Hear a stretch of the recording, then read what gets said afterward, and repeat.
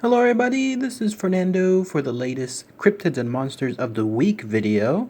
Well, I decided to mix this one in while I'm working on your continued mysteries and oddity suggestions. Please keep them coming. I'll go ahead and probably do maybe 3 or 4 more throughout the next coming week and then give that series a rest. But this random entry has to do with a fascinating variation of a cryptid that's well known here in the US, but in this case it has to do with China. And I was reading the information and there's one part in particular that is so, for lack of a better term, shocking that I definitely felt I had to share it here. You'll know it when you hear it here in a minute, but it definitely has to do with something I've never heard of before. Very, very fascinating stuff. But it has to do with this. You're looking at the creature now. It goes by various names, but its most common name is known as the Yeren. So let's go ahead and let's talk about all the fascinating info associated with this elusive cryptid there located in China. So what is this Yeren?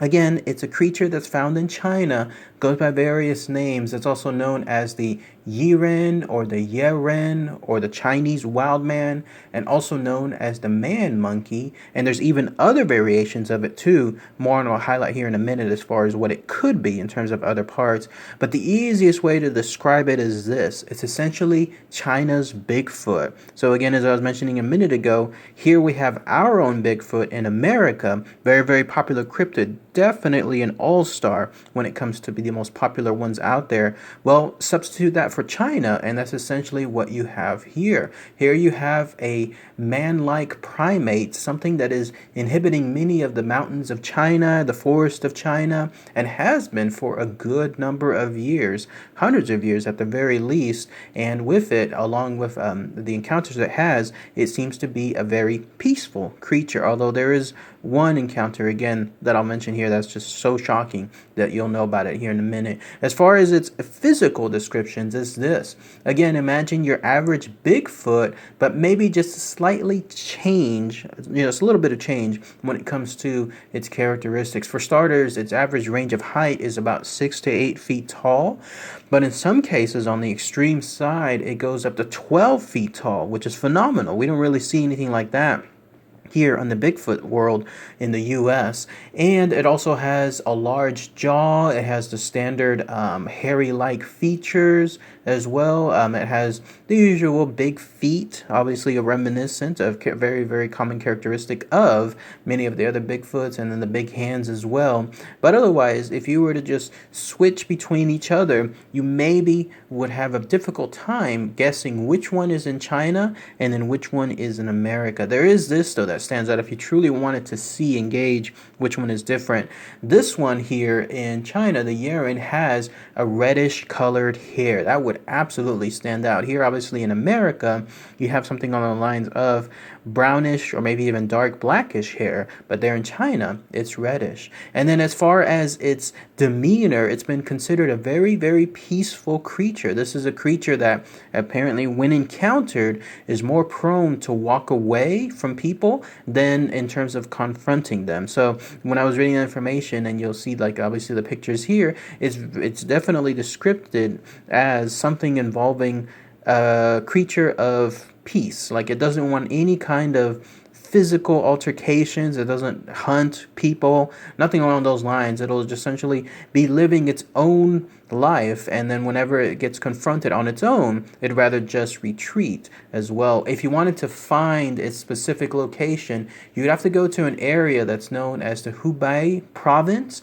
and again, you would have to go towards the mountain area, or maybe even something along the lines of the forest area. But still, that's going to be needle in a haystack type stuff because of how elusive this particular creature is. But again, if you do find it, you can probably observe it from afar. You won't have anything as far as any kind of violent encounters.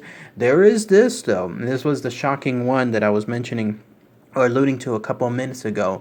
Apparently, sometime in 1980, an article came out detailing the history of a woman who was apparently kidnapped by one of these Yeren. Yes, indeed, she was kidnapped by one of these Bigfoot-like creatures there in China. It took it to its location, wherever that may be, probably in this case some kind of forest or mountain type cave, and she stayed there, according to her claim, for 27 days.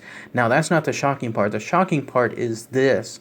This creature, this Yeren, apparently impregnated her during that course. Yes, you read that right. Here you have a Bigfoot creature mating with an average woman, and it actually produced a offspring, a baby, if you will. And she took the baby, it was born, and it actually ended up living up until 22 years of age. Can you believe that? 22 years of age when it comes to this offspring from a Bigfoot Yeren and then your average woman. But it ended up dying. And then afterward, a couple years later, that's when she chronicled these details to whoever that journal or whatever that article was. So as far as proof and whether this is 100% true, there's this. Apparently, an analysis was done on the bones. I'm presuming that this offspring was found wherever it was buried, and then it was given some kind of forensic analysis, and within it, that's where they found that, yes, characteristics of both a man and an ape, a human, and in this case, a Bigfoot, were found, but no indication as to what type of life it had, how it looked like, how it acted. You would think that something like this, in this case, a merging of a Bigfoot and a man, would be something truly extraordinary. You would think that the population there, whatever, as far as the villagers or anywhere, and then the townsfolk would see something like this and think to themselves, something is definitely off with regards to this. Makes you wonder too, like, how would it have communicated? Would it know human language? Would it understand it? Would it have that type of intelligence? Would it have reasoning?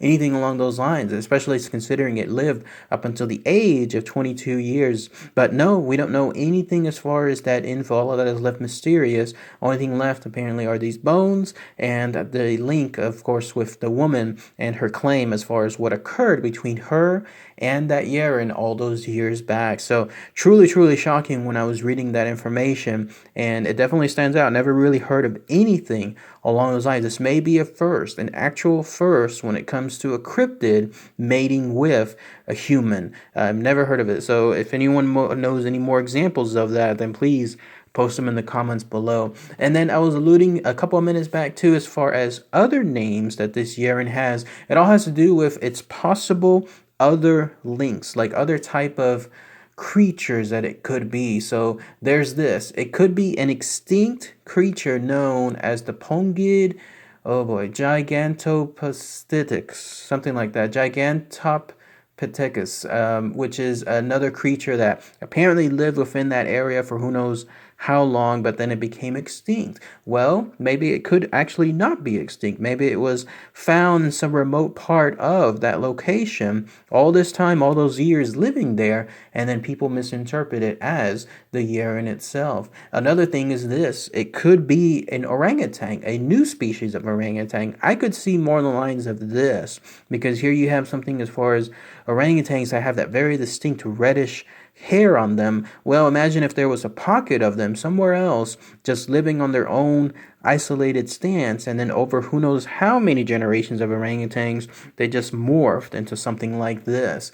And so here you have this creature potentially being a whole new link when it comes to orangutans, and I can definitely see that too. Or it could be a variation of the Yeti or the Sasquatch or the Bigfoot, something else. Like, however it happened, one of those creatures here from America ended up being in China, and when it did so, then it probably mated with other creatures there, and then it created a whole new variation of it. Or who knows, it ended up growing a whole set of generations, one after the other, there in a remote area, and then that's what you see to this very day. But very, very fascinating stuff when it comes to all the potential possibilities, all of them leading to the fact that, again, very elusive, very peaceful, and if, other than that one simple shocking story that I mentioned a couple minutes back, this is a creature that you would have really no fear of and nothing to have any problems with afterward. But any encounters or anyone else that has more information on that, I'd love to hear about, especially those of you that know that area there in China known as Hubei province. That'd be really great to hear your info. It has been chronicled too in other forms of entertainment, like for example, Destination Truth dedicated an episode of it as well, and it showed up and Big Trouble in Little China, if you can believe that. I'll have to take a look again at that film.